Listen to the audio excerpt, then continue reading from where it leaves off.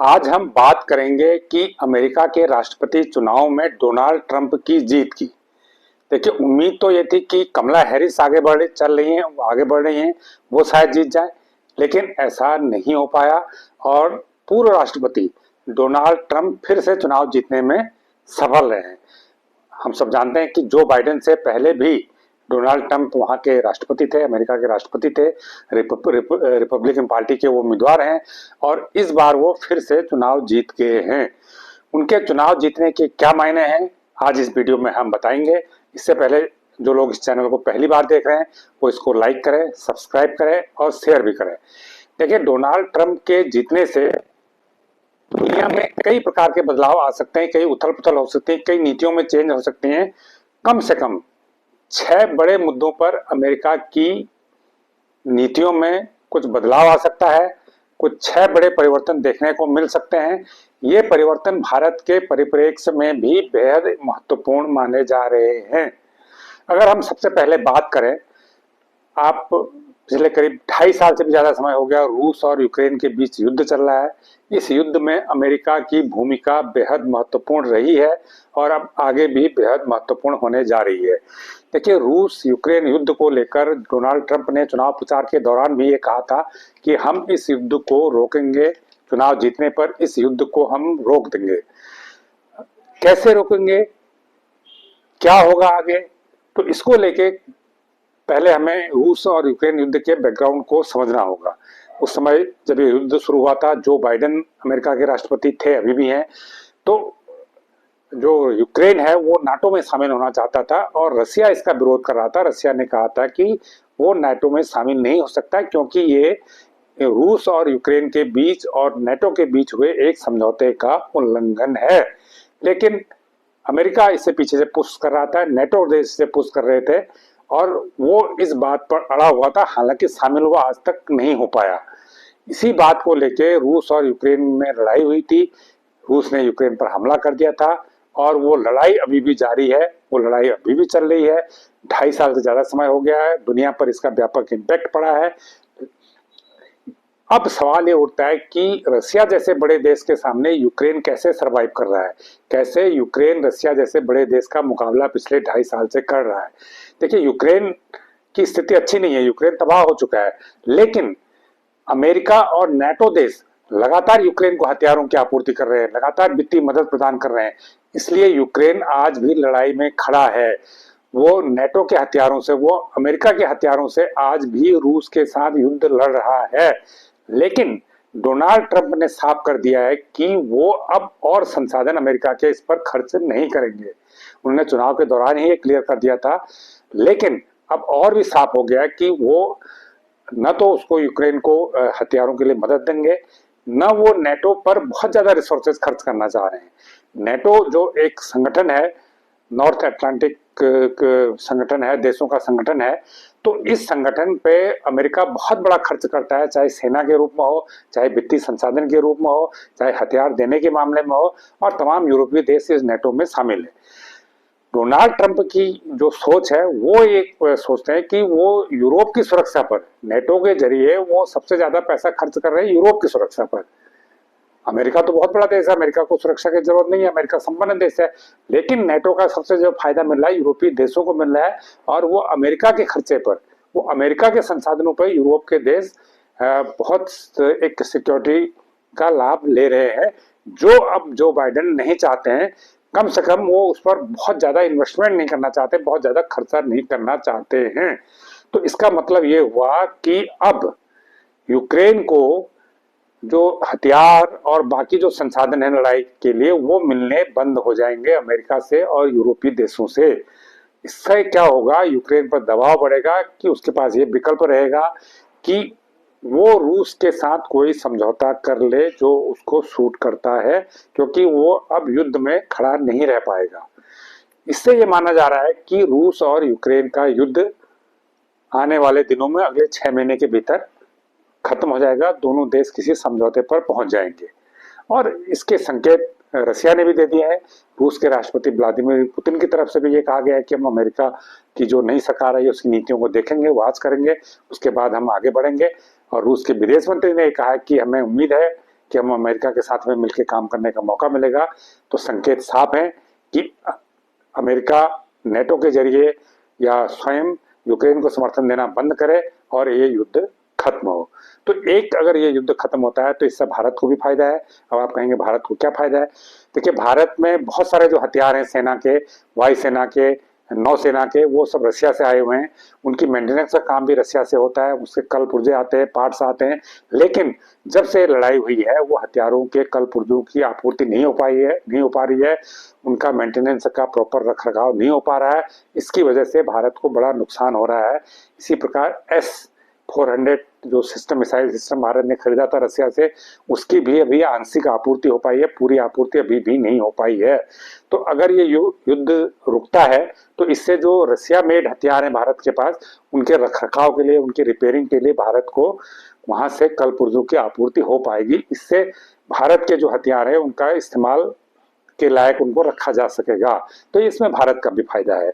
इसके अलावा बहुत सारे जो नॉन डिफेंस के चीज हैं उनकी आपूर्ति से भी ये मामला जुड़ा हुआ है, लेकिन मेजर मामला भारत का जो रशिया से बने हुए हथियार है उनकी रखरखाव का है। दूसरा मुद्दा यह है कि पश्चिम एशिया में इसका क्या इम्पैक्ट पड़ेगा। देखिए, ये तो जाहिर है कि अमेरिका इजराइल को समर्थन देना जारी रहेगा, इजराइल को समर्थन रहेगा अमेरिका। लेकिन इस चुनाव में जो डेमोक्रेटिक पार्टी की हार हुई है, कमला हैरिस की हार हुई है, उसमें बहुत सारे कारण हैं, लेकिन एक कारण ये भी रहा है कि फिलिस्तीन को लेकर अमेरिका की जो ढुलमुल नीति रही है वो भी एक मेजर कारण रहा है कि बहुत सारे लोग चाहते थे कि अमेरिका में कि फिलिस्तीन के खिलाफ एक तरफा कार्रवाई न हो और फिलिस्तीन का जो एक राष्ट्र के रूप में उसको मान्यता दी जाए। लेकिन अमेरिका फिलिस्तीन को राष्ट्र के रूप में मान्यता नहीं देता है। तो अमेरिका के लोगों में एक वर्ग में था कि जो खासकर जो अरबिक बैकग्राउंड के लोग हैं, जो मुस्लिम हैं, वो ये चाहते थे कि भाई जो फिलिस्तीन को एक देश के रूप में मान्यता मिले। तो इस पर अगर ट्रंप सरकार का रुख साफ होता है, जैसे ट्रंप सरकार की तरफ से ऐसे संकेत दिए गए हैं, ट्रंप की तरफ से संकेत भी दिए गए थे, फिलिस्तीन को लेकर अगर रुख साफ होता है, भले ही वो इजराइल को समर्थन देना जारी रखें, लेकिन फिलिस्तीन पर अगर रुख साफ होता है तो ये एक पश्चिम एशिया में फिलिस्तीन और इजराइल के बीच में जो खूनी टकराव चल रहा है और इसके में कई और देश भी शामिल हो रहे हैं, तो उस पर शायद ये विराम लगा दे और आने वाले समय में कोई बातचीत का रास्ता दोनों देशों के बीच निकाल दे, एक शांति का फार्मूला निकाल दे। ये भी एक सकारात्मक संकेत है। तीसरा बड़ा मुद्दा है चीन, जो भारत के हितों से भी जुड़ा हुआ है चीन। तो चीन के मुद्दे पर ट्रंप ने सख्त रुख अपनाने के संकेत दिए। तो ये सख्त रुख कैसा होगा? ये दो तरीके से होगा। एक तो जो चीन के जो सामान है पूरी दुनिया भर में उसकी आपूर्ति हो रही है और चीन ने कई देशों की अर्थव्यवस्था को कब्जा कर लिया है, उस पर ट्रंप का रुख सख्त है। ट्रंप चाहते हैं कि अमेरिका की अपनी अर्थव्यवस्था मजबूत हो, वो किसी दूसरे देशों के सामान पर मजबूत ना रहे। यही भारत भी चाहता है। तो ट्रंप ने कहा है कि हम चीन के सामानों पे 7-8% तक टैरिफ लगाएंगे, शुल्क लगाएंगे। तो ये चीन के लिए झटका होगा, बहुत बड़ा झटका चीन को मिलने जा रहा है, क्योंकि अमेरिकन बाजार पर भी चीन के सामानों का कब्जा है। तो ये अगर ऐसा होता है तो ये भारत के लिए एक सकारात्मक संकेत होगा, क्योंकि चीन की अर्थव्यवस्था को झटका लगेगा और भारतीय उत्पादों की अमेरिका में बिक्री की संभावना बढ़ेगी, भारत का व्यापार अमेरिका से बढ़ सकता है। तो एक तो व्यापारिक मोर्चे पर चीन के लिए झटका होगा। दूसरा, ट्रंप हमेशा हिंद प्रशांत क्षेत्र में चीन की दादागिरी के खिलाफ रहे। वो चाहते कि हिंद प्रशांत क्षेत्र एक मुक्त क्षेत्र रहे और एक ऐसा क्षेत्र है जिस पर किसी का एकाधिकार ना हो। तो ये ट्रंप की अप्रोच है और भारत भी यही चाहता है, क्योंकि भारत का पड़ोसी है चाइना और वो आक्रामक रूप उसका रहता है, चाहे वो एलएसी पे हो, चाहे हिंद प्रशांत क्षेत्र में हो, चाहे हिंद महासागर में हो। तो इसलिए हिंद महासागर में चीन के जो रवैये है उस पर भी लगाम लगेगी ट्रंप के आने से। तो ये तीसरा बड़ा एक बदलाव होगा अमेरिका की पॉलिसी में। अभी भी है, अमेरिका की पॉलिसी अभी भी चीन के खिलाफ है, लेकिन जो बाइडेन सरकार थी वो उतनी सख्त नहीं थी। ट्रंप सरकार कहीं ज्यादा सख्त रुख अपनाएगी, ये एक विश्लेषण राजनयिकों का है। ये जो विदेश मामलों के विशेषज्ञ हैं वो ऐसा कह रहे हैं। तो ये भारत के लिए भी फायदेमंद है। अगर चीन को इकोनॉमिक झटका मिलता है, तो चीन को अगर सिक्योरिटी के मोर्चे पर झटका मिलता है, तो भारत के लिए सकारात्मक होगा और जो चीन की आक्रामकता है वो घटेगी। चीन का आक्रामक रुख जो भारत के प्रति है वो थोड़ा डाउन होगा और भारत की स्थिति मजबूत होगी राजनयिक रूप से भी और सुरक्षा की दृष्टि से भी। तो ये एक तीसरा बदलाव अमेरिका की नीति में आ सकता है। चौथे बदलाव की बात करें तो हम भारत और अमेरिका के संबंध क्या होंगे, इसको लेकर भी बड़ी चर्चाएं हैं कि क्या ट्रंप के आने से भारत और अमेरिका के संबंध ज्यादा मजबूत होते या फिर कमला हैरिस राष्ट्रपति बनती उससे ज्यादा मजबूत होते। क्योंकि जो बाइडेन के कार्यकाल में भी भारत और अमेरिका के संबंध ठीक रहे, एक दो घटनाओं को छोड़ दिया जाए अच्छे रहे। आपको याद होगा कि उन्होंने प्रीडेटार ड्रोन भारत को दिए हैं। इसके अलावा जी इंजन 414 की टेक्नोलॉजी देने की बात कही है। प्रीडेटार ड्रोन की टेक्नोलॉजी दे रहे हैं और ड्रोन भी दे रहे हैं। इसके अलावा और भी रक्षा के कई समझौते हुए हैं, तो टेक्नोलॉजी दे रहे हैं। और इसके अलावा क्वाड को भी मजबूत किया उन्होंने, जब वो राष्ट्रपति रहते हुए क्वाड को मजबूती आई है। तो क्वाड को मजबूत होने का मतलब है कि चाइना को डाउन करना। तो ये संबंध आप कैसे रहेंगे? तो विशेषज्ञों का ये मानना है कि चीन भारत और अमेरिका के संबंधों में भी मजबूती आएगी, क्योंकि अमेरिका नहीं चाहता है कि चीन आगे बढ़े। तो चीन को काउंटर करने के लिए हमेशा अमेरिका को भारत की जरूरत पड़ेगी और जरूरत है भी। और चाहे वो जो बाइडेन की सरकार हो, चाहे वो कमला हैरिस की सरकार अगर बनती तो भी, अब डोनाल्ड ट्रंप की सरकार बन रही है तो भी उन्हें भारत की जरूरत है ताकि चीन को काउंटर किया जा सके। इसलिए भारत की इंपॉर्टेंस हिंद प्रशांत क्षेत्र में हमेशा बनी रहेगी और अमेरिका के लिए तो हमेशा ही रहेगी। तो ये एक महत्वपूर्ण पॉइंट है। अब यहाँ सवाल उठता है कि पन्नू मामले से भारत और अमेरिका के संबंध कई बिगड़े थे। देखिए, पन्नू वाला जो केस है वो महत्वपूर्ण है, लेकिन उससे द्विपक्षीय संबंधों पर असर नहीं पड़ेगा। वो जुडिशरी में मामला चल रहा है, वो एग्जीक्यूटिव का मामला है, लेकिन वो इतना बड़ा मामला नहीं है कि जिससे दो देशों के संबंधों पर असर पड़े।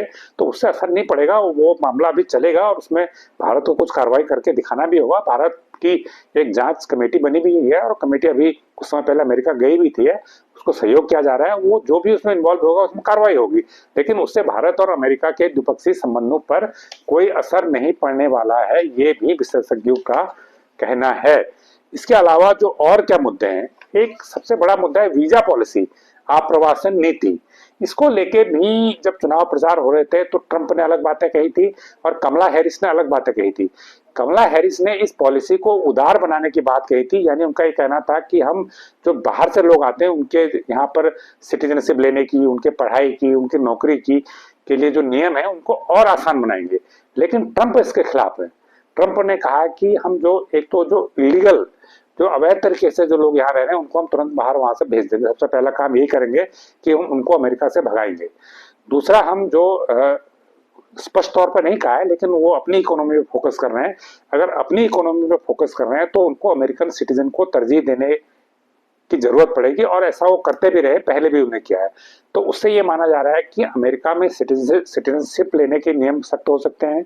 अमेरिका में जो H1 वीजा मिलता है पेशेवरों को वहां पर नौकरी के लिए, वो वीजा कम हो सकता है। सिर्फ भारत के लिए नहीं, सभी देशों के लिए, दुनिया भर के देशों के लिए। क्योंकि भारत के लोग ज्यादा है और भारत के ज्यादा लोग वहां जाते हैं, तो भारत उससे कुछ ज्यादा प्रभावित हो सकता है, भारत के पेशेवर प्रभावित हो सकते हैं। तो ये एक छोटी मोटी चिंताएं जताई जा रही, ये हो सकता है। क्योंकि वीजा पॉलिसी अमेरिका की, वीजा पॉलिसी तो एक छोटी चीज होगी, वीजा आप्रवासन जो पॉलिसी है वो बदल सकती है। तो इसका इम्पैक्ट भारत को पड़ेगा। तो लेकिन ये बहुत बड़ी चीज नहीं है, बहुत छोटा है। अगर भारतीय पेशेवरों के लिए भारत में भी रोजगार के बहुत अच्छे अवसर हैं, दूसरे देशों में भी हैं, अमेरिका में भी रहेंगे। हो सकता है बढ़े नहीं, थोड़ा कम भी हो जाए, लेकिन रहेंगे। इसके अलावा जो छठा मामला है, 5 बदलावों की हमने बात कही कि 5 इस प्रकार की अमेरिका की नीतियों में बदलाव आ सकते हैं। जो छठी नीति में बदलाव आ सकता है वो भी कहीं ना कहीं थोड़ा बहुत भारत को इम्पैक्ट करती है। वो है क्लाइमेट चेंज को लेकर अमेरिका की नीति में फिर बदलाव आ सकता है। देखिए, ट्रंप जब पहले राष्ट्रपति थे वो पेरिस जलवायु एग्रीमेंट से ही अलग हो गए थे, पेरिस समझौते से ही वो अलग हो गए थे। पेरिस क्लाइमेट एग्रीमेंट को उन्होंने छोड़ने का ऐलान कर दिया था। इसकी वजह ये थी कि पेरिस एग्रीमेंट के तहत $100 बिलियन का एक कोष बनाया गया है। उस कोष में जो धनी देश हैं उनको मदद करनी है, ताकि उस पैसे को जो गरीब और विकासशील देश हैं उनको दिया जा सके और वो जलवायु परिवर्तन के खतरों से निपट सके। लेकिन ट्रंप पैसा नहीं देना चाहते थे। ट्रंप फिर वही बात रहती है, वो कहते हैं कि हम क्यों खर्च करें पैसा, जो दूसरे देश हैं, जो छोटे देश, वो अपना खुद करें। हम बहुत ज़्यादा पैसा नहीं देंगे, वो पैसा खर्च नहीं करना चाहते हैं, अपनी जिम्मेदारी से बचना चाहते हैं इस मामले में, इसलिए वो पेरिस समझौते से अलग हो गए थे। हालांकि बाद में जो बाइडेन जब सत्ता में आए तो फिर से शामिल हो गए थे, अमेरिका फिर से शामिल हो गया था, लेकिन और अमेरिका ने उसमें कोष में पैसा देना भी शुरू कर दिया था। लेकिन अब ये चिंता जताई जा रही है कि ट्रंप फिर से समझौते से अलग हो सकते हैं।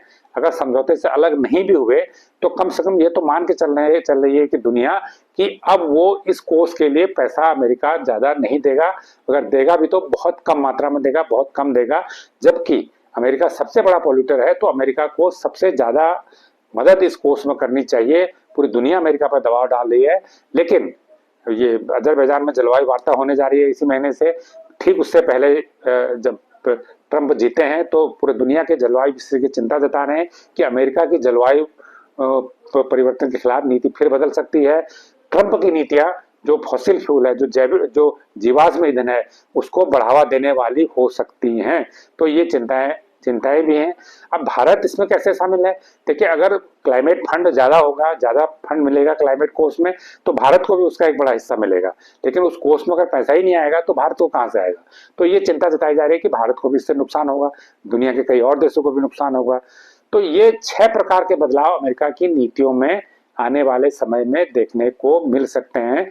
और लेकिन ये बदलाव कब आएंगे? देखिए, अभी जनवरी में ट्रंप सत्ता संभालेंगे, तो उसके बाद ये जब धीरे धीरे उनकी नीतियों में बदलाव आएगा, उसके बाद ये परिवर्तन देखने को मिल सकते हैं। बहरहाल ये वीडियो आपको कैसा लगा